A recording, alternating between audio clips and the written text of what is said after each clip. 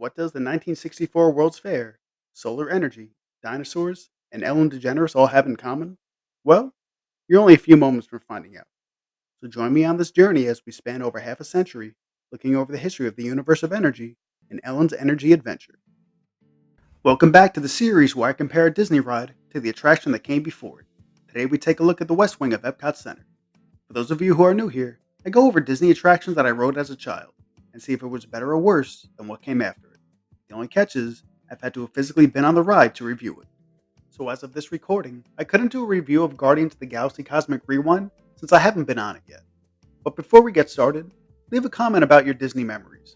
I want to do a series in the future where I talk about our experiences in the park, whether it be good, bad, or indifferent. So if you've never been, feel free to ask a question. Let's make this as interactive as possible. So let's start by going back. Way back to almost 20 years before Epcot even opened.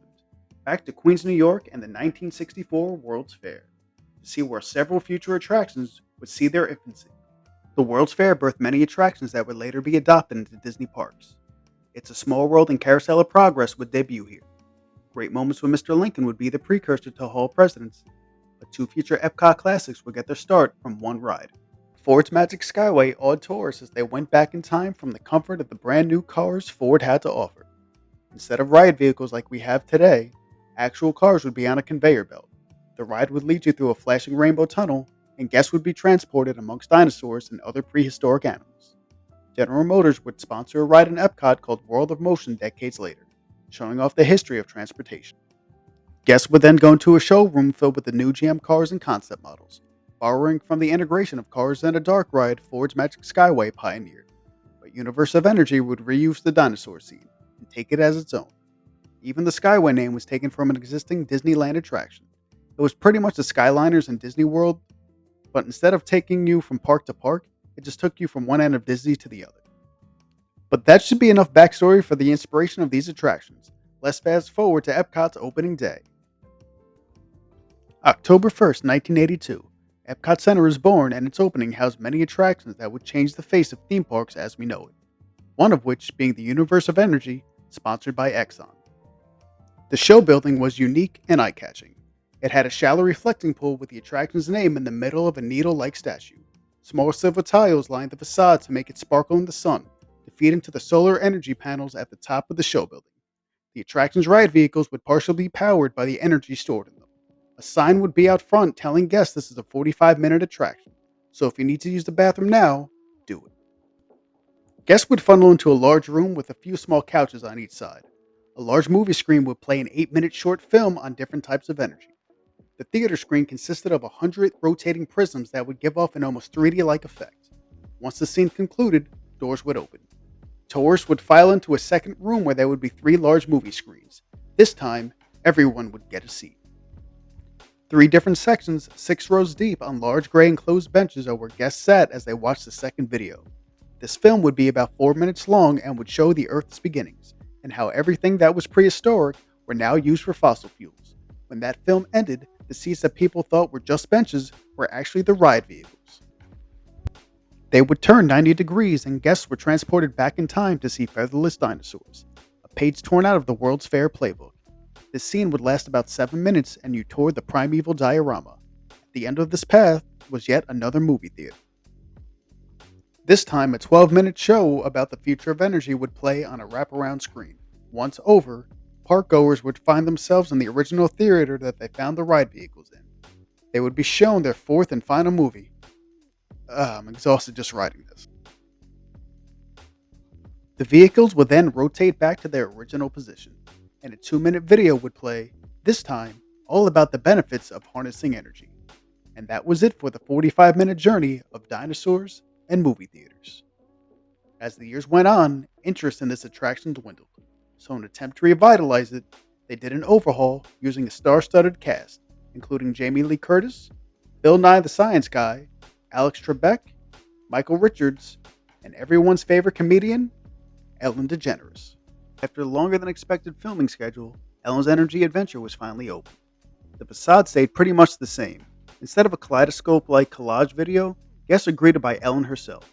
And for those of you who never rode this, stick with me because this premise is like a fever dream. Literally. Ellen falls asleep on her couch and wakes up on the set of Jeopardy, and all the categories are about energy. Her opponents are her former college frenemy, Judy Peterson, played by Jamie Lee Curtis. Ellen's nickname for her is Stupid Judy. What a sick burn, Ellen. The third wheel is Albert Einstein. Yes, I'm not joking. The first half of the show shows Ellen getting destroyed by Stupid Judy. By the end of the round, she has negative points. Bill Nye the Science Guy shows up to help out Ellen, so they go back in time to see the dinosaurs in hopes to mount a Jim Kelly-like comeback. That concludes our first of many theater shows. Guests funnel into the room with the ride vehicles. This scene is a 5-minute movie of Ellen and Bill witnessing the Big Bang, traveling through space and then finding themselves in a jungle as they set out in search for the beginning of fossil fuel. The next scene is the primeval diorama, which remains mostly unchanged, except for the infamous Ellen animatronic you see on the thumbnail. She's actually fending off an Elasmosaurus with a stick. After successfully fighting off dinosaurs, riders enter the next room with a radio show called KNRG as it plays overhead. It summarizes the next 200 million years, touching on the meteor that ended the dinosaurs and the subsequent ice age. Ellen and Bill then go sightseeing to the Hoover Dam and oil derricks, talking about different types of energy. After her brief 220 million year trip, she's finally ready to take on her final boss, Stupid Judy. Ellen proceeds to rally and is able to tie Judy, which sets up for our final Jeopardy showdown. Unfortunately for our boy Albert, he has 0 points, but gets a light bulb as a consolation prize. The final Jeopardy question is what type of energy never runs out. Stupid Judy said it's a trick question, and all energy will run out eventually. Ellen, on the other hand, says the answer is brain power, and she's correct. She's able to finally mount her comeback. Guests hear one last dinosaur roar, and now you're free to explore Epcot once more. Just like its predecessor, interest in this attraction declined quickly. It stayed around until August 13th, 2017, and marked the end of an extremely long and boring era of the attraction sponsored by Exxon. For whatever reason, Universe of Energy has always stuck with me. I can still remember the long, drawn-out movies and the cheesy theme songs old Epcot is known for. That's not to say I love my time on this attraction as a kid. While not offensive, it's just so long and boring. The dinosaur scene was awesome, but that's just 7 minutes of a 45-minute ride. I'm not someone who could fall asleep in public places, but I definitely dozed off on this when I was little. I don't hate this ride by any means, and if it was still around today, I'd probably skip it 9 times out of 10. As for Ellen's Energy Adventure, it's more of the same. Though it's funnier, I guess, it still wasn't an e-ticket attraction by any means. Although I do have one of my favorite memories coming off this ride, back in 2014 I was wearing a Horizons shirt, and an older cast member stopped me to say how much he loved my t-shirt. He asked me why I was wearing it since I looked too young to remember it. I told him I was coming to the park since the 80s, and it's my family's favorite ride. He then told me he got to start working on Horizons, and he said he must have loaded my family in at some point. He then proceeded to hand me a little toy dinosaur and told me to take it home. It's something I still have on my dresser to this day, and a memory I always look back on fondly. I guess since one of these has to win, I'll go with Ellen's Energy Adventure. Although it's not an amazing ride, it has its place as an Epcot classic, if not just for its pure absurdity. Apparently the original name was Ellen's Energy Crisis, which probably wouldn't have sold people on how awesome fossil fuels are. It was also an odd choice to have a company like Exxon sponsor the ride talking about alternative energy, knowing full well they make the majority of their money on gas. Universe of Energy has very little redeeming qualities, but I will say the show building is one of my favorite to look at. The shimmering silver tiles and shallow reflecting pool was one of my favorite sights in Epcot. I haven't seen the pavilion after Guardians of the Galaxy opened, but it's the only thing I'll miss about that ride. But that'll do it for this episode. The next 2 episodes will be a little bit different since I had a viewer request. So join me next time as we find our dreams in Epcot.